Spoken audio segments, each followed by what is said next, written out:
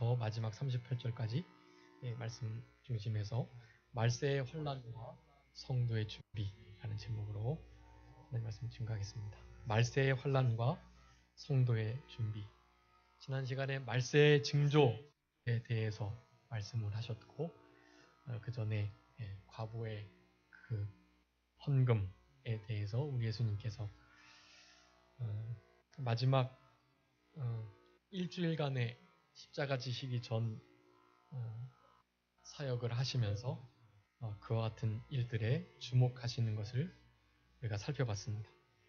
그 말세의 여러 징조들과 함께 우리 말세에 있을 환란이 얼마나 두렵고 심할 것인가에 대해서 오늘 본문에서 말씀해 주고 계시고, 그렇지만 우리는 두려워하고 또 낙심하지 않을 것은 우리 그 윗절 21장 18절에 보면 우리의 머리털 하나도 상하지 않겠다. 하나님께서 보호하시고 그렇게 피난처가 친히 되어주셔서 그 누구도 하나님의 뜻이 아니면 건드릴 수 없게끔 그렇게 인도해 주시겠다는 이 보호하심과 이 늘 돌보아 주시는 그런 은혜를 기억하라는 말씀을 가지고 우리는 힘을 내서 이 말세의 환란을 이겨나가고 그에 따른 우리들의 준비를 그렇게 감당하면서 생활해 나가셔야만 하겠습니다.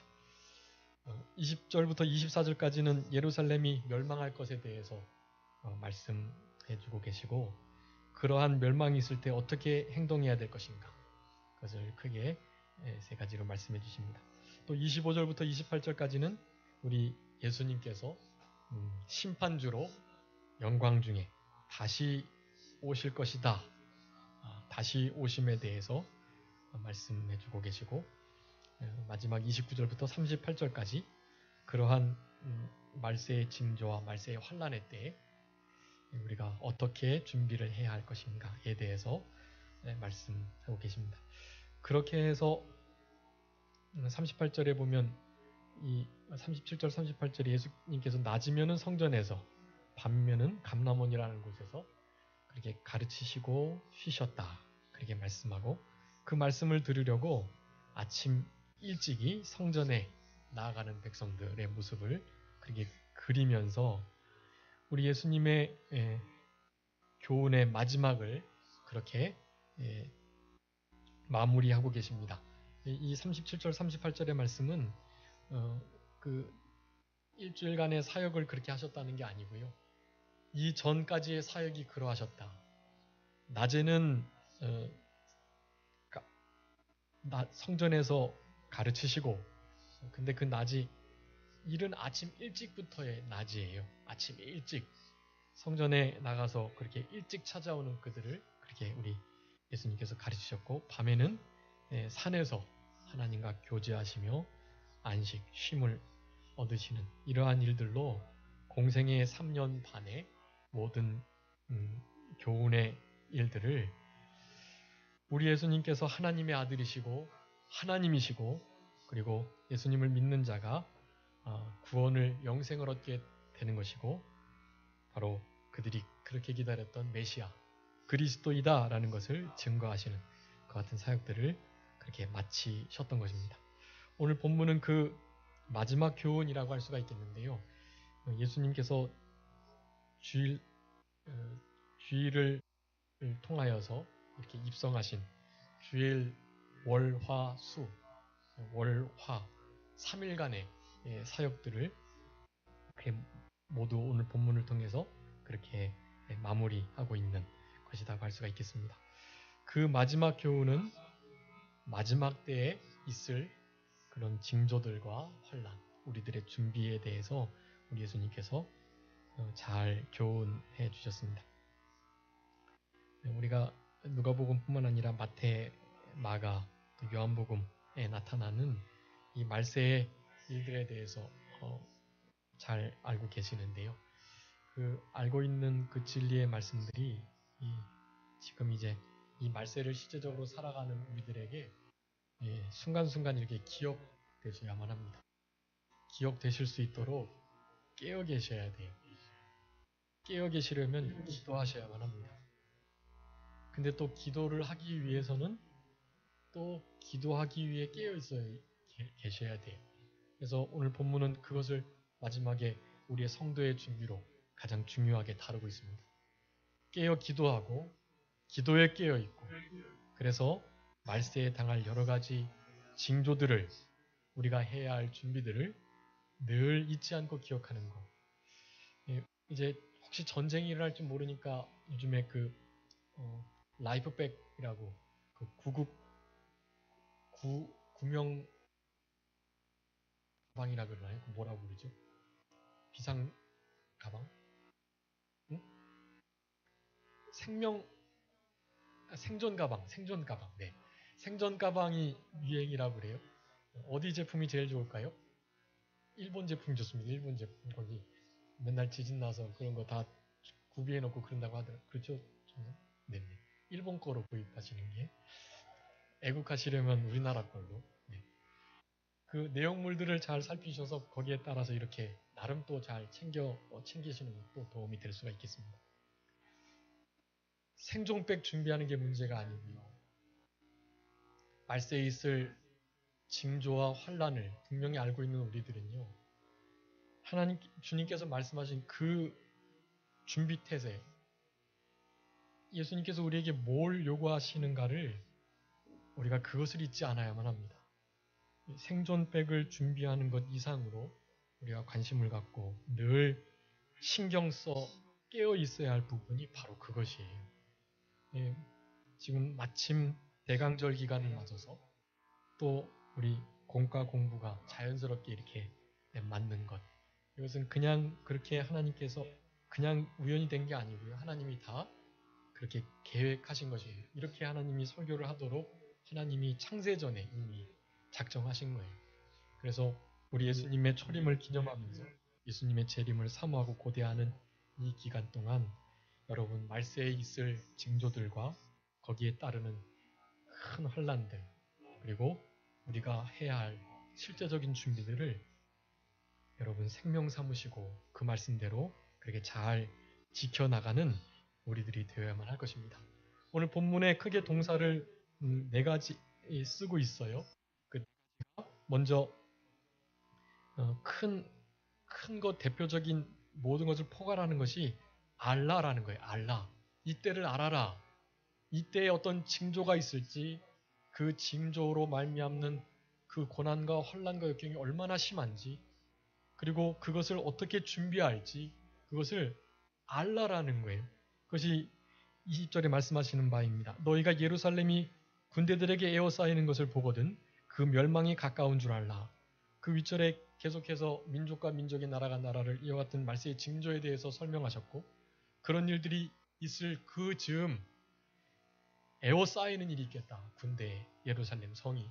이것은 역사적으로 당연히 AD 70년에 우리 로마의 디도 장군이 그렇게 예루살렘을 포위하고 성벽을 헐며 성전을 불태웠던 돌 위에 돌 하나도 남지 않았던 그 사건을 의미하는 것입니다. 근데 그것만을 의미하는 것이 아니에요. 여기서 우리 예수님의 오심은 다시 오심 곧 재림을 의미하기 때문에 예수님의 재림의 때에도 이와 같은 일들이 있을 것임을 말씀하고 계시는 것입니다. 그러니까 알아야 하는 거예요. 이런 것들을 아시고 아는 것은 진짜 안다라는 것은 그 아는 것으로 말미암아 행동, 말과 생각, 태도들이 변하는 것을 가리킵니다. 실제로 알고 그것을 진짜 나의 참 지식으로 갖는다면 그 지식으로 말미암는 행동의 변화가 반드시 있어야 하는 거예요. 그런 의미에서 이 알다라는 것은 믿다와 같은 뜻입니다. 알고 믿고 그것을 믿음으로 더 깊이 알아가는 거예요. 말세에 이런 일이 있다는 것을 우리는 알 뿐만 아니라 그것을 실제적으로 믿고 그 아는 것이 진짜라면 그 믿음이 참이라면 거기에 따르는 행동 변화가 나타나야 된다는 사실입니다. 그래서 알아라. 이 모든 알라라는 단어 많이 말씀드렸는데 야다라고 해가지고 경험하여 아는 거예요. 그냥 지식적으로 아는 것이 아니라 들어서 아는 것이 아니고 그것을 체험하여 실제적으로 깨달아 아는 참된 진리의 지식, 아는 것이라고 할 수가 있겠습니다. 그것을 우리는 믿고 알아가면서 더 깊이 알아가면서 그것을 아는 자들은 이제 남은 때 그와 같은 행동의 변화들이 있어야만 하고 그런 것이 없다면 아직도 깨닫지 못하고 알고 있지 못한 상태, 불신앙의 상태, 믿음이 연약하고 부족한 상태에 있다는 것을 직시하셔야만 합니다. 그리고 행동의 변화가 있을 수 있도록 주님께서 깨닫게 해주시는 은혜를 주님께서 도와주셔서 믿음을 더해 주시도록 간구하셔야만 할 것입니다. 그래야만 이 말세를 그렇게 지혜롭게 주님의 재림을 준비하면서 대비하며 살아갈 수가 있겠다.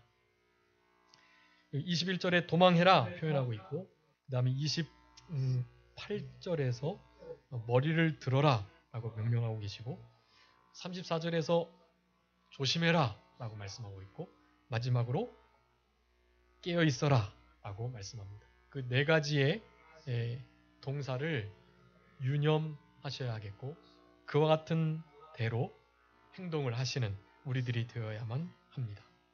도망하고 그리고 머리를 들고 조심하고 깨어있는 그런 우리들이 되도록 우리 예수님께서 그 공생의 사역의 교훈 마지막으로 오늘 본문의 말씀을 하고 계시다라는 사실.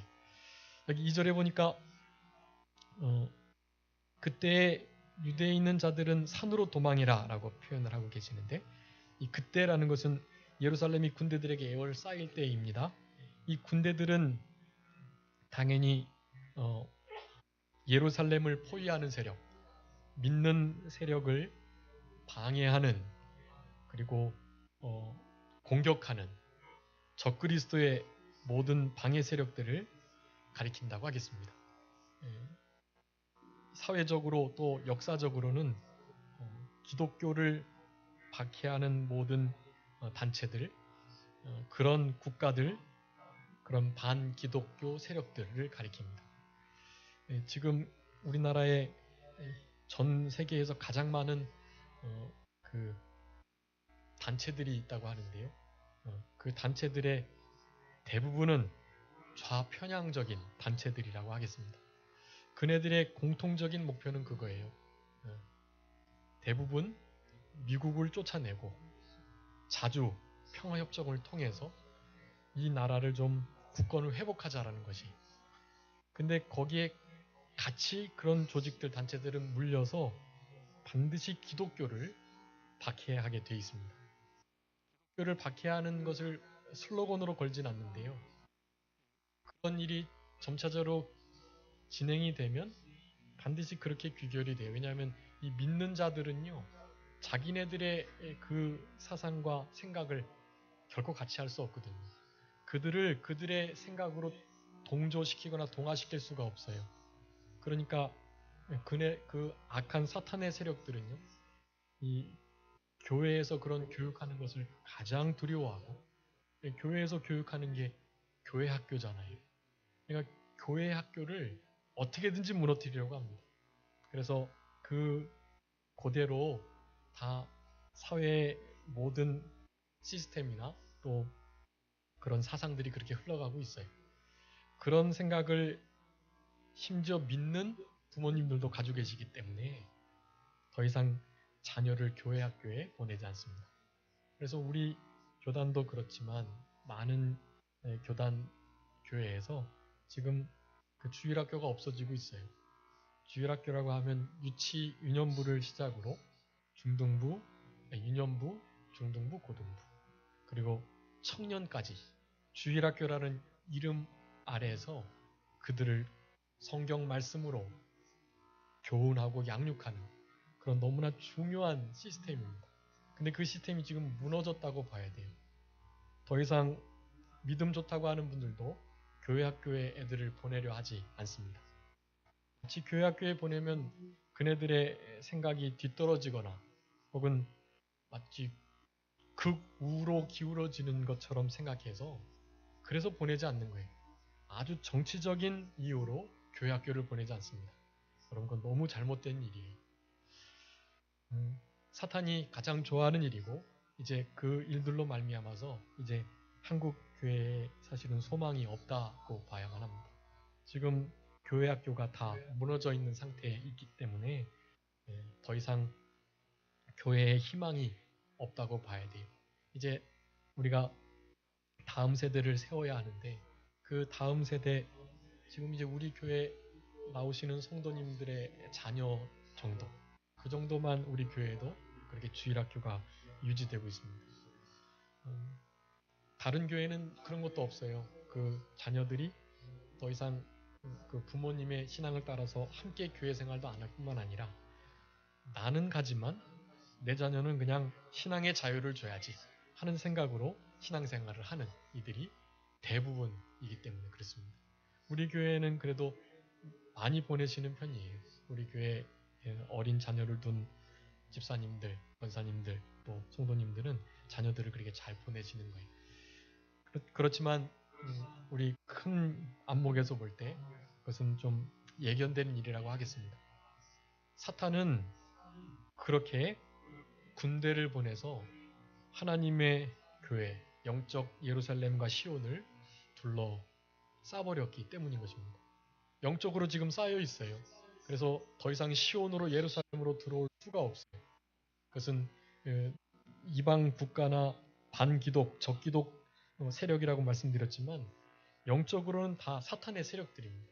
사탄의 세력이 막고 있어서 더 이상 교회에 하나님의 사람들이 들어올 수 없게끔 그렇게 에워싸고 있다는 사실을 우리는 알아야만 합니다.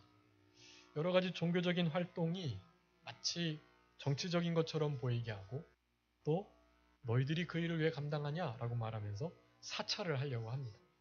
그래서 어느 지방단체의 그 지방단체장이 믿는 분이었는데 그분이 그 교회 큰 지역교회를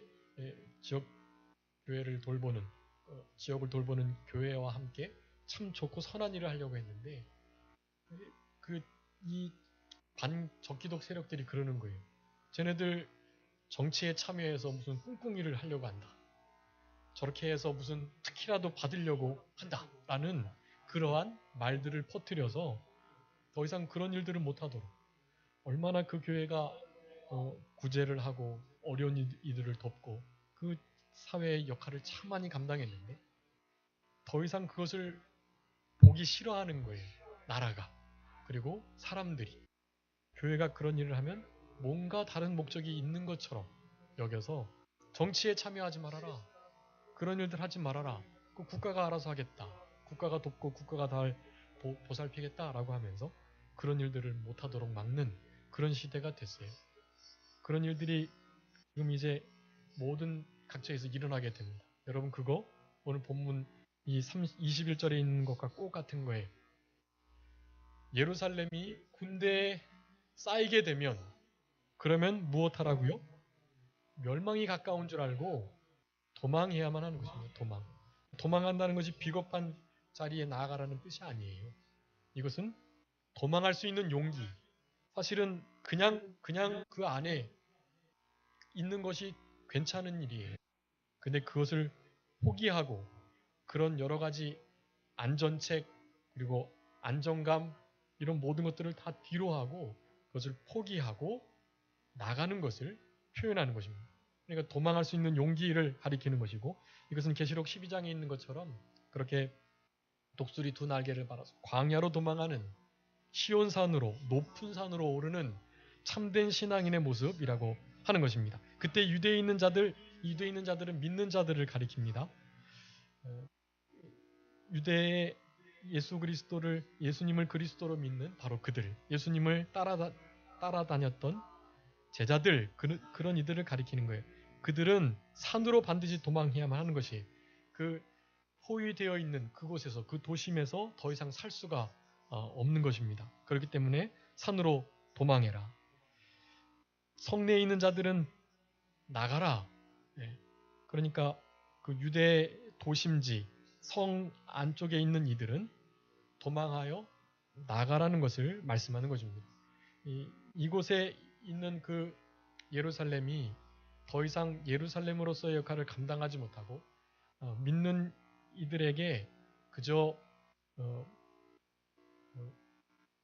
안일한 안식처, 안일한 도피처가 되어버렸기 때문에 그저 뜨뜻한 미지근한 물에 들어간 개구리처럼 그냥 종교가 세상적으로 타협하고 양보해서 똑같아짐에도 불구하고 여긴 교회다, 여긴 예루살렘이다, 시온산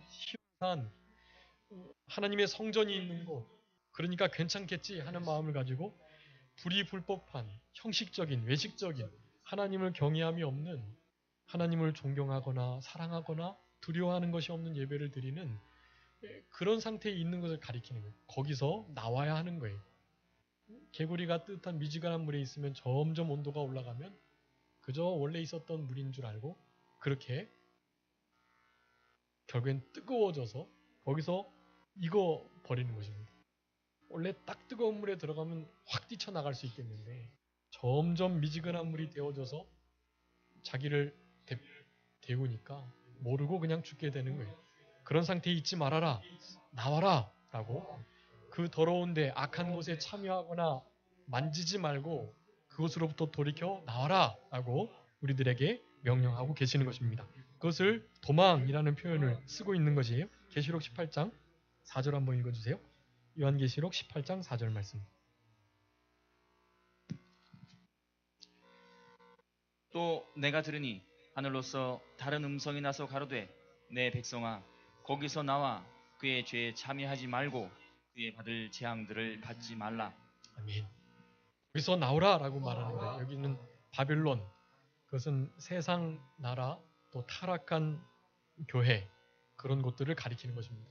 그곳에서 함께 있어 하나님의 진노와 멸망의 큰 심판을 당하지 말고 거기서 나와라. 거기서 돈도 많이 벌고 안정감 두고 있었지만 나오라는 거예요. 우리 롯이 그 아내와 두 딸과 함께 그렇게 나왔던 것처럼. 그런데 그 롯의 처는 어떻게 됐죠? 다시 돌아가려고 그것을 그것이 너무나 아까워서 다시 돌아본 거예요. 그것을. 그러니까 소금 기둥이 되어 버렸던 것입니다. 여기 성내에 있는 자들은 나가고 촌에 있는 자들은 그리로 다시 들어가지 말아라. 이 롯의 처를 생각해야 할 것 우리 누가복음 17장에서 말씀했는데 지금 이 말세 때 우리가 기억해야 할 것 소돔과 고모라 같은 이 노아의 때와 같은 이때에 우리가 생각해야 할 것 그것은 바로 롯의 처입니다. 돌이켜 돌아가려고 하지 말고 그 옛날 옛 모습 옛사람 그 옛 성품의 자리로 돌아가지 말고 거기서 나와라 라고 말씀하고 계시는 것이 어떤 동영상을 유튜브에서 봤는데 계속해서 도망하라 나오라 라는 그것을 외치는 그런 동영상이었어요. 타락한 곳에서 하나님이 아닌 곳에서 하나님의 기뻐하신 뜻이 아닌 곳에서 그리고 타락한 교회에서 나오라라는 거예요. 너무나 절규에 찬 그런 외침인데 이 말씀을 그리 들으셔야만 하겠습니다. 성내 성읍으로 들어가지 말고 산으로 도망하라. 시온산에 올라가야 하는 거예요. 오늘 오전에 말씀드렸던 것처럼 높은 산에 오르셔야만 하는 것입니다. 그 산으로 힘써 다른 박질하고 도망가셔야 돼. 우리 계시록 14장에 보면 그 어린 양이 14만 4천 믿는 하나님의 백성들과 함께 시온산에 섰다라고 말씀해요. 시온산에 올라가야만 14만 4천에 포함될 수 있고 구원받은 자가 될 수가 있다라는 사실입니다.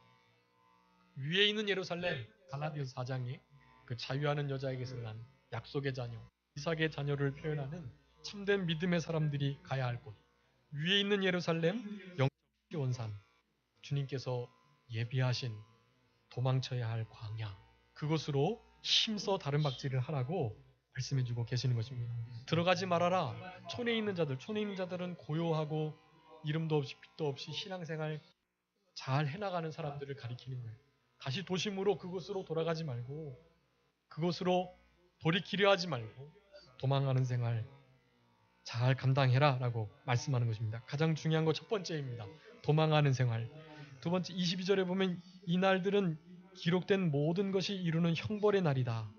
그 군대들에게 예루살렘이 포위돼가지고 너무나 잔인하게 이스라엘 백성들이 다 죽임을 당하고 그렇게 나라를 이제 바벨론 포로 이후에 다시 한번 크게 본격적으로 잃어버리게 되는 것입니다. 스룹바벨 성전, 헤롯 성전 다 무너지는 거예요. 지금 예루살렘에 남아있는 그 터, 바로 그 헤롯 성전 터예요. 아직도 재건되지 못하고 있어요. 이스라엘 백성들은 영적 시온이 아닌 그저 역사적인 그리고 물질적인 시오니즘에 빠져서 자기네들이 다시 한번 역사의 중심이 될 것으로 생각하지만 자신의 힘으로는 될 수가 없어요.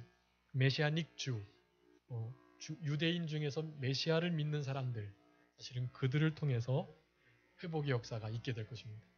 그 날이 이루어지게 되면 그때 진짜 예수님이 재림하시는 거예요. 제가 몇 번 말씀드렸는데 우리 이스라엘 나라가 범국가적으로 기독인들이 많아질 때 여러분 그것이 우리 예수님께서 정말로 재림하시기 바로 직전에 있을 일임을 우리가 분명히 중요한 사인으로 기억하고 계셔야만 합니다. 이날에 모든 기록된 형벌들이 이루어지는 심판의 날, 형벌의 날이다. 이 형벌의 날을 우리가 믿음으로 잘 준비하고 우리는 이런 지옥 가는 하나님 앞에 철저히 책망받고 또 고꾸라지는 그런 자리에 서지 않도록 우리도 물론 사심판을 받지만 이 공심판은 받지 않아요. 우리는 지옥 가는 심판을 받지 않습니다. 이 형벌의 날과는 우리는 관계없는 자들이라고 할 수가 있겠습니다. 어찌되었든 그 형벌의 날 이루어지게 될 큰 환난 이상의 전무후무한 그런 환난들이 여러분 앞으로 우리들에게 있을 것입니다. 지금이 알게 모르게 그러한 때일 수도 있어요. 지금 그런 우리를 향한 강경책이 아닌 채찍이 아닌 당근으로 우리의 신앙을 아주 철저하게 타락시키는 그러한 시대 속에서 우리가 살아간다라고 생각하셔야만 합니다. 영적으로 둘러싸여 있고 이것이 진리인지 아닌지를 구분 못하고 하나님의 뜻인지 아닌지를 제대로 분간하지 못하는 이 세대 속에서 그냥 그저 그렇게 살아가도록 우리를 유혹함으로 말미암아서 사실은 점점 더 신앙에서 멀어지게 하는 그런 수를 이 사탄이 아주 간교하게 쓰고 있다라고 할 수도 있겠습니다. 어찌되었든 그런 것이든 또 채찍이든 우리는 잘 받아 견딜 수 있는 내성을 기르고 그러기 위해서는 오늘 본문과 같은 시온산으로 도망하는 생활, 늘 하나님의 성전에서 기도하며 하나님의 말씀을 일정한 음식보다 더 귀히 여기고 신앙 양심을 날카롭게 쓰면서 하나님이 우리에게 맡겨주신 사명을 작은 일이지만 충성되이 감당하면서 이 새치의 혀를 잘 지켜서 실수함이 없도록 좀 온전한 사람이 되도록 자기를 갈고 닦으면서 덕이 좀 세워지도록 우리 주님을 좀 닮도록 그렇게 순간순간 자기를 쳐서 복종시키고 영적 무감각 상태에서 좀 빠져나오도록 몸부림치는 그런 오늘을 살아가야만 하는 것입니다. 여러분 그런 것이 없으면 이 형벌의 날에 우리도 어떻게 될지 몰라요. 이 형벌을 우리가 피할 수 있다 장담할 수 없어요. 그런 신앙으로 가끈히 치열하게 살아가지 않으면 그 신앙이 진짜인지를 의심해 보셔야만 합니다. 신앙의 확신을 가지고 살아가라고 그것을 불확실 속에서 살아가라는 말이 아니에요. 내 신앙이 진짜인지 아닌지를 늘 점검하며 살아가라는 거예요. 그것은 제 말이 아니에요. 성경 말씀입니다. 우리가 잘 아는 고린도후서 12장 말씀이잖아요. 고린도후서 13장. 내가 너의 믿음이 진짜 믿음인지 내 안에 계신 예수님께서 진짠지 늘 내 안에 그리스도께 계신지를 시험해봐라. 점검해봐라 라고 말씀하고 계세요. 여러분 그런 시대로 남은 때를 살아가셔야만 합니다. 그런 삶이 아니고서는 여러분 그냥 마치 미지근한 물에 빠져서 점점 데워져 가는 것처럼 그렇게 나중에 우리가 그렇게 다 익어가게 될 수 있다는 사실을 여러분 기억하셨으면 좋겠습니다. 23절에 그날에는 아이벤 자들과 젖먹이는 자들에게 화가 있겠다. 이는 땅에서 큰 환난과 백성의 진노가 있겠는데 그것을 피하기가 아주 어려운 처지이기 때문이다라고 말씀합니다. 여기 아이벤자 다 영적으로 해석해야 되는데요. 실제로 전쟁의 날에는 젖먹이가 있거나 아이 뵌 자는 정말로 힘들죠. 피난하기. 근데 이것은 영적으로 다 생각하셔야만 합니다. 여기 아이를 뱉다라는 것은 야고보서 1장에 있는 것처럼 욕심을 잉태한 자를 가리켜요. 욕심을 품은 자들, 그러니까 환난 마지막 때에는 욕심을 품는 거예요. 가지고 있는 것을 족한 줄 알고 그리고 그것을 감사하면서 더 이상 미치지 못할 기이한 것을, 크고 기이한 것을 바라면 안 되는 거예요. 주님께서 나에게 이 정도 허락하셨다 라고 지족하고 자족하고 만족하면서 그렇게 나머지 모든 것들을 우리 주님을 위해서 쓰는 그러한 삶을 살아가야만 하는 것입니다. 결코 욕심을 잉태하면 안 돼요. 욕심이 잉태하면 어떻게 되죠? 죄가 나아지게 돼 있어요. 죄를 낳으면요, 사망이 오는 것입니다. 욕심의 결국은 사망이에요. 욕심은 사망이에요. 그렇게 생각하셔야 돼요. 뭐 좀 건설적인 긍정적인 욕심도 있지. 물론 긍정적인 욕심도 있죠. 여기서 말하는 욕심은요, 과욕 그리고 지나친 정욕, 그것을 가리킨 이생의 자랑, 물질의 정욕, 안목의 정욕, 그런 것을 가리키는 거예요. 그것을 흔히 탐욕이라고 하는, 그런 것을 결코 마음에 갖지 않도록. 근데 우리가 탐욕과 그냥 아주 건설적인 긍정적인 정욕을, 욕심을 구분하기가 어려워요. 그렇기 때문에 그것을 아예 품지 않으려고 해야만 합니다. 그냥 만족하는 거예요. 하나님께서 주신 그대로 지족하는 마음, 자족하는 마음으로. 자족하는 마음이 있으면 경건에도 큰 유익이 되거든요. 그러니까 모든 일을 주님께서 적당히 주셨다라고 생각하며 감사하며 조금 부족한 듯 배인다면 그 부족한 것을 통해서 하나님께서 뭔가 역사하시겠지 하는 마음을 믿음으로 가져야만 하는 것입니다. 아이 뵌 자들 그런 의미이고요. 절 먹이는 자들은 어떤 자들일까요? 젖을 다른 사람에게 주는 거예요. 그러니까 내가 이루어야 할 구원의 도구들, 구원의 모든 요소들, 이것을 뺏기는 자를 가리키는 거죠. 나를 만들어가고 신앙 인격이 좀 만들어져가고 구원을 이루어가고 믿음이 진일보 발전해야 되는데 내가 나의 구원을 위해서 써야 할 그 모든 것들을 뺏기는 거예요. 다른 사람에게.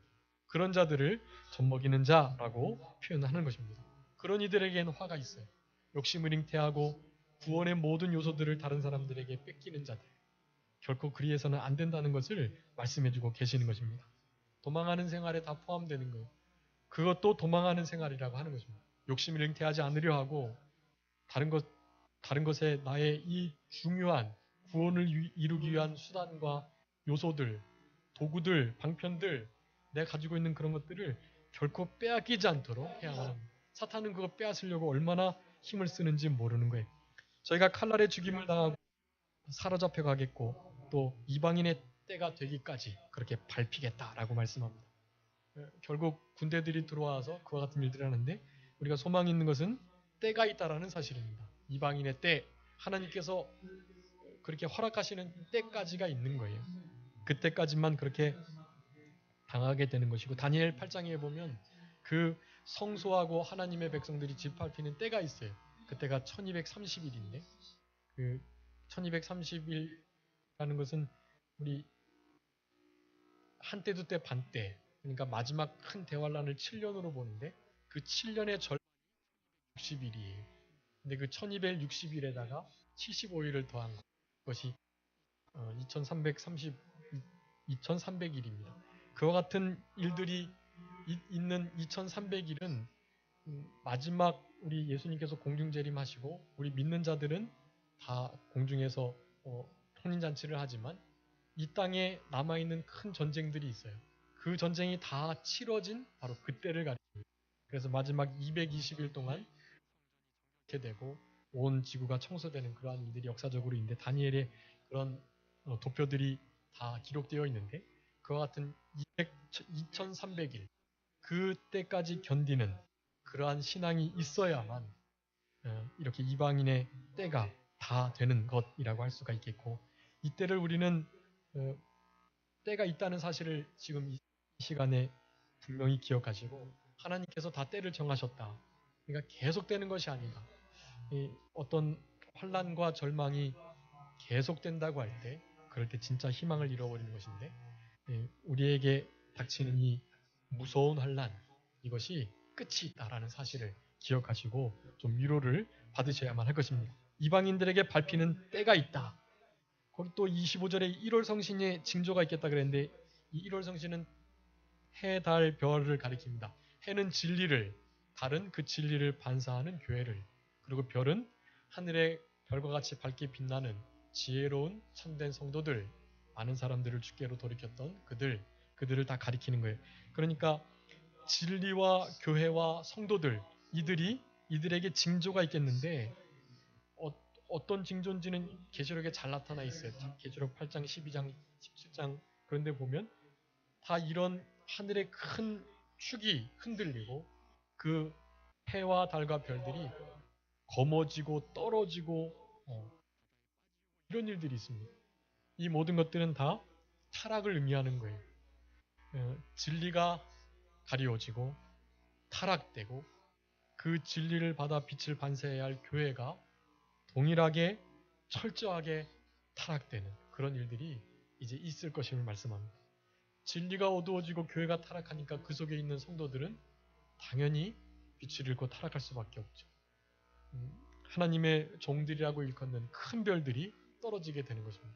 지금 사회적으로 얼마나 교회가 타락을 해서 지탄을 받고 있어요.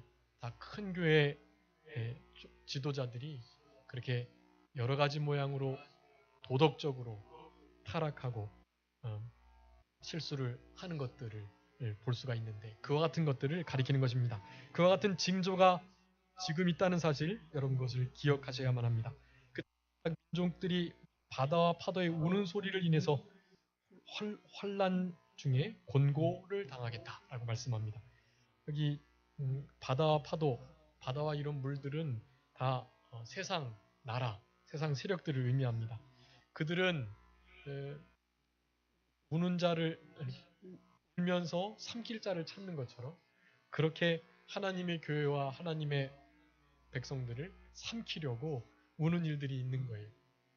그렇게 울게 될 때 믿음이 연약하고 산으로 도망하지 않은 그러한 이들은 또 역시 그러한 일들로 곤고해서 심한 울음소리를 낼 수밖에 없는 그런 상황들을 나타내고 계시는 것입니다. 20절에 사람들이 세상에 임할 일을 생각하고 무서워해서 기절하겠다라고 말하고 하늘의 권능들이 흔들리겠다라고 말씀합니다. 이 기절한다라는 것은 정신을 차리지 못하는 것, 즉 제정신이 아닌 것을 가리킵니다. 지금 다 그냥 살아간다고 그냥 살아가는 게 아니에요. 지금 믿지 않는 이들은 살았다는 이름은 가졌지만 죽은 자들입니다. 그 영이 하나님과 단절돼서 영원히 지옥 고통을 당할 수밖에 없는 죽은 자들이에요. 그렇기 때문에 그들은 제대로 된 삶을 살아가는 자들이 아니에요, 사실은. 그런 면에서 세상 사람들은 다 미쳐 있고 제정신이 아니며 그저 기절해 있는 상태라고 할 수가 있겠습니다.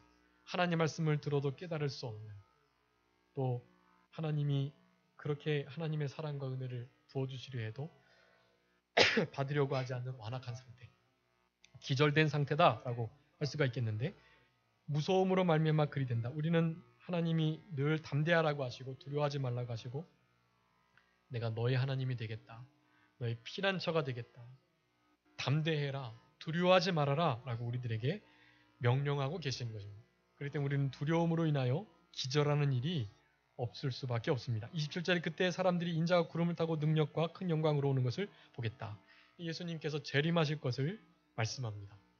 주님의 재림의 때는 초림의 때와는 달리 초림의 때는 정말로 몇 사람만 알게끔 오셨는데 물론 이제 복음이 전파돼서 그 초림도 많이 기억하고 알고 믿게 되었지만 이 재림의 때는 그렇지 않아요. 천군과 천사와 함께 호령과 천사장들의 나팔과 큰 호령으로 함께 많은 믿는 이들과 우리를 부활케 하시려고 다시 오시게 될 것입니다. 여러분 그날을 소망하시면서 살아가셔야 돼요. 주 여호와께서 장차 임하실 것이라는 확신을 가지시고 이제 강한 자로 임하실 거니까 참된 영혼의 목자로 우리에게 임하게 되실 거니까 여러분 그날을 그저 소망하시면서 지금의 어려움을 다 우리 주님께 맡기시고 여기 이제 믿는 우리들이 어떻게 해야 될 것인가를 이제 말씀하고 있는데, 중요한 말씀인데, 이때 이렇게 마음이 둔해지면 안 돼요. 그것은 마치 기절한 상태와 같은 거예요. 마음이 둔해져서는 결코 안 되고, 둔해지지 않기 위해서 스스로 조심하는, 깨어 기도하고 기도에 깨어 있는 우리들이 되어야만 할 것입니다. 이때 또 해야 할 중요한 일이 있는데, 28절에 이런 일들이 시작되면 일어나라, 그리고 머리를 들어라 라고 말씀합니다. 일어나 머리를 들어라, 그건 깨어 있어라 라는 의미이고, 그리고 세상 것 바라보지 말고 하늘을 바라보며 위의 것을 바라보면서 그렇게 영원한 것에 소망을 두면서 살아가라. 낙심하고 낭망하거나 두려워하지 말아라. 고개를 들고 머리를 고추 세워서 하나님을 바라보고 당당하게 믿음으로 살아가라 라는 것을 말씀하는 것입니다. 왜냐하면 구속이 가까웠으니까, 주님께서 우리들을 건져내실 그날의 때가 가까우니까 머리를 들어라 라고 말씀하시는 것입니다. 그러면서 무화과 비유를 말씀하시는데, 무화과 나무가 싹이 나는 거, 연하여지는 거, 이것은 바로 무화과 나무는 예레미야 24장의 이스라엘 나라를 의미해요. 무화과, 또 감람나무 뭐 이런 거 다 이스라엘을 의미합니다. 근데 무화과 나무가 이스라엘의 나라 수목인데, 이 예레미야의 말씀에 근거해서 그러는 거예요. 이스라엘이 싹이 나면, 이스라엘이 연하해지면, 이것은 뭐냐면 이스라엘이 독립할 때를 가리키는 것입니다. 네.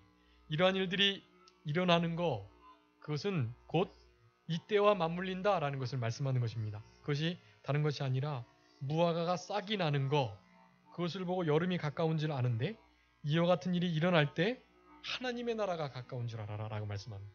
나라를 비유하고 있는데요. 이스라엘이라는 실제적인 사회적 국가적 나라가 연하여져서 싹이 나면, 그러면 하나님의 나라가 가까운 줄 알아라 라고 말하는 거예요. 이 이스라엘이 무화과 나무가 싹이 난다라는 사실은 이스라엘 나라가 독립을 하는 것을 의미합니다. 아까 전에 AD 70년에 망해서 거의 1800년, 900년까지 나라와 모든 언어를 잃어버려요. 세계 각국으로 이스라엘 백성들이 다 흩어져서 살아갔습니다. 그런데 우리나라와 비슷한 시기에 독립을 해요. 이스라엘이 1900 몇 년도에 독립하죠? 1947년도. 47년도, 48년도 아마 그때쯤 이스라엘이 독립을 하게 되는데, 그때로부터 여기 보면 한 세대가, 32절에 보면 내가 너에게 말하노니 이 세대가 지나가기 전에 모든 일이 이루어지겠다. 이 한 세대를 보통 한 40년에서 80년까지 그렇게 잡습니다. 근데 이 세대를 한 70여 년으로 잡으면 1948년에다 70년 더하면 2018년이 되는 거죠. 그러니까 2018년, 한 2020년, 그리고 2030년, 40년 그 상간 안에 사실은 우리 예수님께서 하나님의 나라를 이루시겠다라는 것을 이렇게 표현하신 것이기도 하다라고 우리가 볼 수도 있습니다. 그 시대와 기한을 하나님께서 아무도 모르게 하셨어요. 그런데 데살로니가서 5장에 보면 깨어있는 빛의 하나님의 자녀들에게는 도둑처럼 오시지 않는다라고 말씀합니다. 짐작할 수 있게 오신다는 거예요. 그 위에 말씀드렸던 모든 징조들과 환란들, 이런 것들을 볼 때 무화과 나무가 연해지고 한 세대가 지나가기 전, 그럴 때 주님의 재림이, 영광스러운 구속이 이루어질 것을 말씀하고 계시는 것입니다. 그러니까 여러 가지 예언들이나 또 여러 징조들이 실제적으로 2100년 안에 진짜로 우리 예수님이 오시지 않을까. 여러분 그런 생각을 하시면서 살아가셔야 해요. 멀리 잡아 2100년이지만 여러분 2100년이 아니라 2020년, 이제 그러니까 2년 뒤, 3년 뒤, 아니 2, 3년이 아니에요. 2개월 혹은 3개월 뒤에 우리 주님께서 오실 수 있다라는 신앙을 가지고 살아가셔야만 합니다.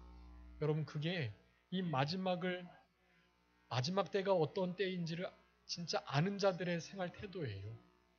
그런 이들은 결코 이 생활의 방탕함이나 술 취함, 생활의 염려에 마음이 둔해질 수가 없어요. 영적으로 무감각해지고, 하나님이 예배하는데 예배에 감격이 없고, 말씀 읽는데 말씀 읽는 맛이 없고, 이렇게 살아가지 않습니다. 철저히 회개해야 하고 마음이 둔해지지 않으니까 얼마나 내가 죄인인지를 깨닫고 회개하게 되죠. 그런 것이 없으면 사실은 마음이 둔해졌다는 뜻이에요.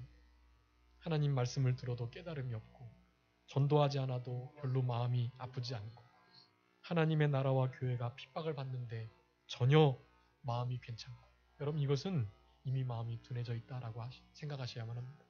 여러분 그런 이 시대를 살아가시면 안 돼요. 살아가시지 않기 위해서 어떻게 하셔야만 하겠습니까? 마지막 깨어서 기도하셔야만 합니다. 항상 깨어서 기도하시는 항상 기도하며 깨어 계시는 우리들이 되어야만 합니다. 그러기 위해서는 그 전절에 34절에 있는 것처럼 스스로 조심하는 생활 하셔야만 하는 거예요. 우리 교단에서 늘 강조합니다. 삼가 조심하는 거. 여러분 삼가 조심이 참 좋은 것 같아요. 삼가 조심해서 양심을 날카롭게 쓰고 우리 하나님께서 뭘 원하시는지를 늘 묻고 그렇게 살아가면 항상 조심할 수 있고 조심하게 되면 좀 깨어서 기도하고 기도에 감사함으로 깨어 있을 수 있는 우리들의 신앙이 될 것입니다. 아무쪼록 도망하는 생활 우리 주님이 요구하시는 바 피할 곳으로 힘써 다른 박질하는 생활 잘 감당하셨으면 좋겠고 어떻게 하든지 머리를 드시고 우리 주님이 원하시는 삼가 조심의 삶 항상 깨어 기도하시는 기도에 깨어 계시는 삶을 살아가시는 우리 모두가 되었으면 좋겠습니다. 자, 기도하겠습니다. 살아계신 아버지 하나님 감사합니다. 말세의 징조와 그 환란의 크고 중함을 우리들에게 교훈하시고 이 세대를 바로 살아가라고 말씀하셨사오니 이 세대 가운데 도망하는 용기를 허락하시고 그곳에서 나와 따로 있는 우리들이 되게 하셔서 성결과 거룩을 유지하는 자들에게 주시는 큰 은혜와 복을 다 받아 누리는 우리들이 되게 하여 주시옵소서. 머리를 들고 깨어 기도하며 기도에 감사함으로 깨어있는 우리들이 되기 위해서 스스로 늘 삼가 조심하며 양심을 날카롭게 써서 모든 일을 죽게 하듯 하면서 이러한 말씀을 통해 우리의 삶과 행동이 말이 심령이 변화되는 삶을 살아가는 우리 모두가 되게 하여 주시옵소서. 한 주간도 우리 주님과 동행하며 우리 주님을 기쁘시게 하고 주님을 감사함으로 영광 돌리며 찬송하는 송축의 삶을 살아갈 수 있도록 주님께서 도우시기를 간절히 바라옵고 감사하오며 예수님의 이름으로 기도 올리옵나이다. 아멘. 찬송하시겠습니다. 찬송가 595